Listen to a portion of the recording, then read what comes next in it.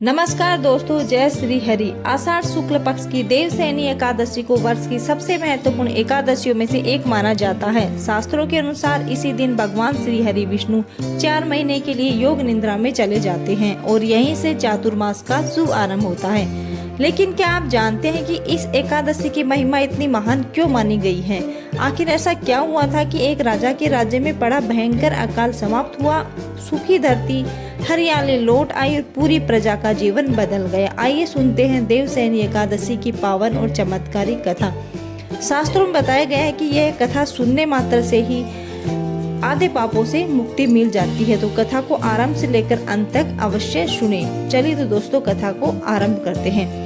एक बार धर्मराज युधिष्ठिर ने भगवान श्री कृष्ण से पूछा, हे प्रभु, आषाढ़ शुक्ल पक्ष की एकादशी का क्या नाम है और इसका क्या महत्व है? कृपया इसकी कथा सुनाइए। तब भगवान श्री कृष्ण मुस्कुराए और बोले, हे राजन, यह देवसैनी एकादशी है। इसके समान पुण्य देने वाली एकादशी बहुत दुर्लभ है।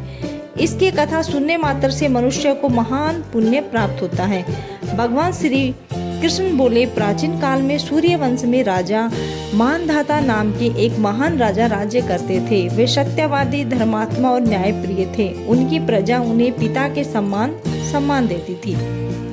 राज्य में चारों ओर सुख शांति थी। खेतों में भरपूर फसल होती थी। व्यापार फल फूल रहा था। लोग प्रसन्न थे। लेकिन एक समय ऐसा आया जब पूरे राज्य में संकट काले बादल छा गए। पहला वर्ष बीत गया, वर्षा नहीं हुई। दूसरा वर्ष बीत गया, तब भी वर्षा नहीं हुई। तीसरा वर्ष बीत गया, तब भी वर्षा नहीं हुई। सूखा निकल गया। अब राज्य में भयंकर अकाल पड़ चुका था। नदियां सूख गई, तालाब खाली हो गए, खेतों में दरारें पड़ गई, पशु पक्षी मरने लगे, लोग भूख प्यास से तड़प रहे थे। एक दिन हजारों की संख्या में प्रजा राजा मानधाता के महल के बाहर एकत्र हुई और उनकी आंखों में आंसू थे। उन्होंने राजा से कहा, महाराज, आपने हमेशा हमारा पालन किया है, अब हमें बचाइए। हमारे घरों में अन्न का एक दाना नहीं बचा है। प्रजा की बातें सुनकर राजा मानधाता का हृदय व्याकुल हो उठा। उन्होंने सोचा, जब मेरी प्रजा दुखी है तो मैं सुख कैसे सहन कर सकता हूँ, मैं सुखी कैसे रह सकता हूँ। राजा ने तुरंत समाधान खोजने का निश्चय किया और वे राजमहल छोड़कर वन की ओर निकल पड़े। कई दिनों तक वे जंगलों और आश्रमों में घूमते रहे। अंत में वे महान तपस्वी महर्षि अंगिरा के आश्रम पहुँचे। राजा ने उनके चरणों में प्रणाम किया और महर्षि ने राजा को आशीर्वाद दिया और उनके आने का कारण पूछा। राजा मानधाता ने हाथ जोड़कर कहा, हे गुरुदेव, मेरा राज्य भयंकर अकाल से पीड़ित है। वर्षों से वर्षा नहीं हुई है, प्रजा संकट में है। कृपया ऐसा उपाय बताइए जिससे मेरा राज्य का कल्याण हो सके। महर्षि अंगिरा कुछ देर तक ध्यान मग्न रहे। फिर उन्होंने कहा, हे राजन, इस समय सतयुग के नियमों के अनुसार धर्म का पालन कम हो रहा है। इसी कारण प्रकृति का संतुलन बिगड़ रहा है। लेकिन चिंता मत करो। राजा ने विनम्रता से पूछा, गुरुदेव, इसका समाधान क्या है?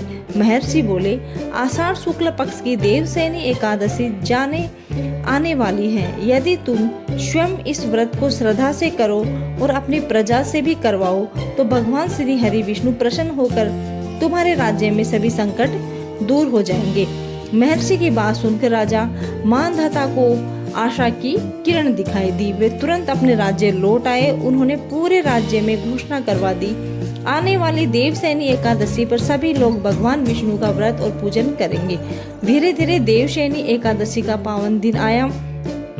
राजा ने प्रातः काल स्नान किया, भगवान श्री हरि विष्णु की प्रतिमा स्थापित की, घी का दीपक जलाया, तुलसी दल अर्पित किया, मंत्र जाप और भजन कीर्तन किया। पूरे राज्य में भगवान श्री हरि का नाम गूंजने लगा। हर घर में भक्ति का वातावरण था। सभी लोगों ने श्रद्धा और विश्वास के साथ व्रत रखा। भक्तों ने जब सच्चे मन से भगवान को पुकारा जाता है तब उनकी कृपा अवश्य बरसती है। व्रत पूरा होने के कुछ समय बाद अचानक मौसम बदलने लगा। आकाश में बादल छा गए, तेज हवाएं चलने लगी, बिजलियां चमकने लगी और फिर मूसलाधार वर्षा शुरू हो गई। सूखी धरती पानी से भर गई, तालाब और नदियां लबलबा हो गए, खेतों में हरियाली लौट आई, फसलें लहलाने लगी। पूरा राज्य खुशियों में झूम उठा। लोग भगवान विष्णु की जय जयकार करने लगे। राजा मानधाता ने भगवान श्री हरि को धन्यवाद दिया। भगवान विष्णु की कृपा से राज्य में अकाल समाप्त हो गया, पुनः सुख समृद्धि लौट आई। भगवान श्री कृष्ण ने युधिष्ठिर से कहा, हे राजन, जो मनुष्य श्रद्धा और भक्ति से देवसैनी एकादशी का व्रत करता है और इसकी कथा सुनता है, उसे भगवान विष्णु की विशेष कृपा प्राप्त होती है। उसके जीवन के अनेक कष्ट दूर होते हैं और अंत में उसे शुभ लोगों की प्राप्ति होती है। तो यह थी देवसैनी एकादशी की पावन कथा। तो कथा से हमें क्या शिक्षा मिलती है, आइए दोस्तों जानते हैं। भक्तों, यह कथा हमें सिखाती है कि जब जीवन में कठिन से कठिन परिस्थितियां भी आ जाए, तब भी भक्तों भगवान पर विश्वास नहीं छोड़ना चाहिए। सच्ची श्रद्धा, भक्ति, धर्म के मार्ग पर चलने वाले व्यक्ति भगवान अवश्य सहायता करते हैं। तो दोस्तों, यह थी देवसैनी एकादशी की पावन और चमत्कारिक कथा। यदि आपको यह कथा अच्छी लगी हो, पसंद आई हो, तो वीडियो को लाइक करें, शेयर करें। हमारे अपने स्वामी भक्ति आर्ट को सब्सक्राइब करना न भूलें। कमेंट में अवश्य लिखें जय श्री हरि और नमो भगवते वासुदेवाय का जाप करते रहिए। भगवान विष्णु की कृपा आप और अपने परिवार पर सदैव बनी रहे। जय श्री हरि, जय श्री हरि, जय श्री हरि।